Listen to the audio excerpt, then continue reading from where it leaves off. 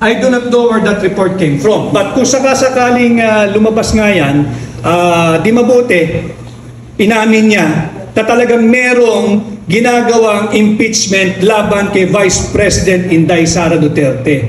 Hindi mabuti at inamin ni Bongbong Marcos na yung panawagan namin to protect and defend and uphold the Constitution, to protect and defend Vice President Inday Sara Duterte, and most especially, protect, defend, and uphold the mandate given to Vice President Inday Sara Duterte by the 32 million Filipinos ay totoo. Subalit, I am not impressed.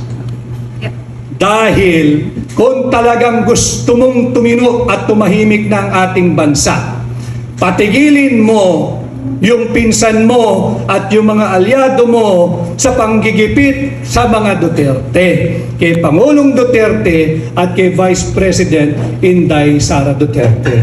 And by saying what you just asked me to react na pinatitigil, hindi siya dapat pasalamatan ng sambayan ng Pilipino. Dahil trabaho niya na siguruhin na walang instability ang ating bansa. Sabihan niya yung kanyang mga alyado, itigil nyo na yung inyong ambisyon na maging Pangulo pagdating ng 2028. Hindi pa panahon, darating tayo riyan.